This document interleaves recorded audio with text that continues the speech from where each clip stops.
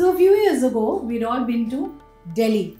My husband Abhinay was working and I decided to go on a food trail all by myself, and I was walking through the quaint lanes of old Delhi, where I saw one shop that was crowded with people, and they were serving some mutton korma and tandoori parathas, and that dish looked so delicious. I asked the owner that if he could show me the recipe or if he could just tell me something. He said he can't tell me the entire recipe and share the secret, but mota moti he told me how to make the mutton korma, and I tried it at home. I did my own little additions to it as well, and I've named it Old Delhi Style Mutton Korma, which we're going to cook today.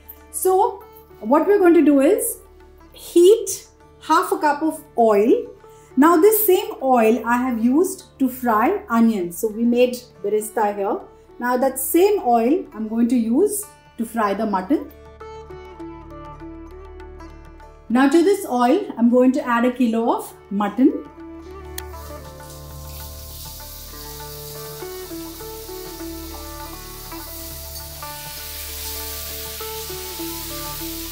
We need to fry the mutton for about 5 to 7 minutes on a high flame.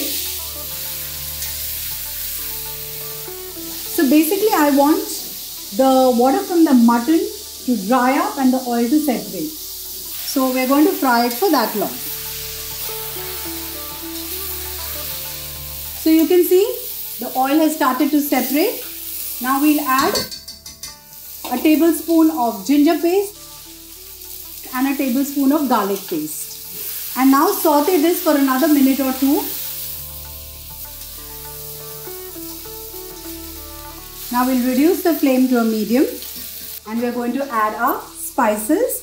So I'm going to add half a teaspoon of turmeric powder, 2 tablespoons of red chili powder. Now this also depends on how spicy you want your mutton korma.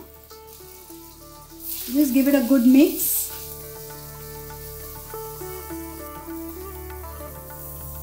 Now we'll add half a cup of water to this because we don't want the masalas to get burnt. And also by doing this, you get a nice layer of oil because the whole meat gets deglazed. See, you can see the oil will start floating immediately. That's because oil is lighter than water. Now let's move on with the recipe. We're going to grind some fried onions along with cashew nuts.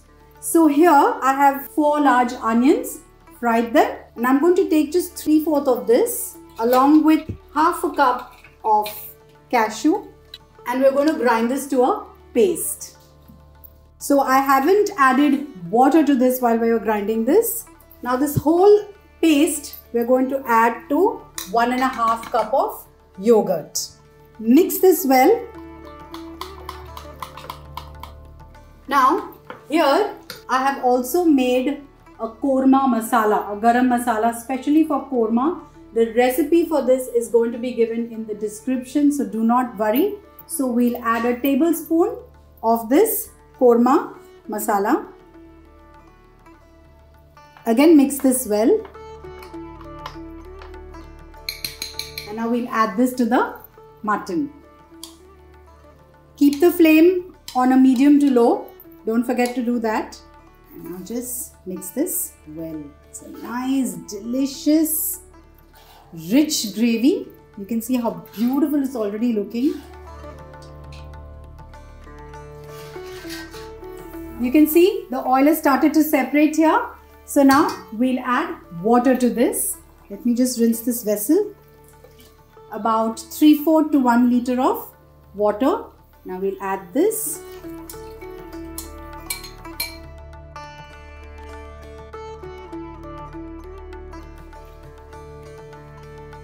Now we'll add some salt to this. Now we're going to cover this and cook till the mutton is done.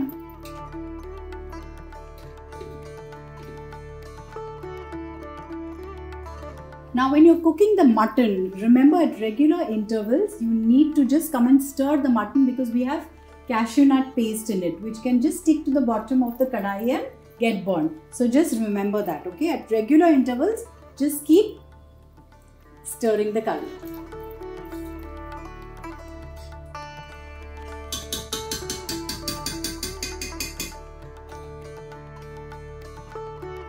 I've kept the mutton to cook for almost 40 to 45 minutes. Let's see if it's done.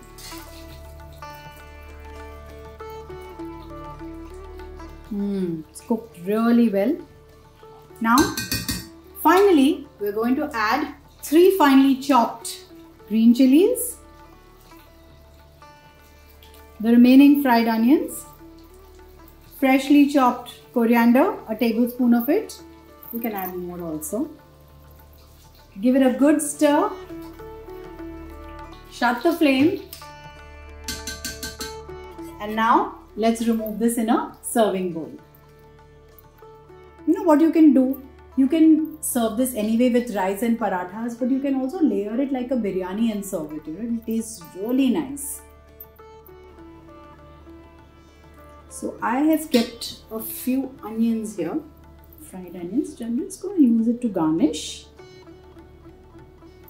A few chilies, make it look pretty, and a little bit of coriander. Yeah. And your old Delhi style mutton korma is ready to be served. Try this recipe, let me know, and keep watching Smita Dev.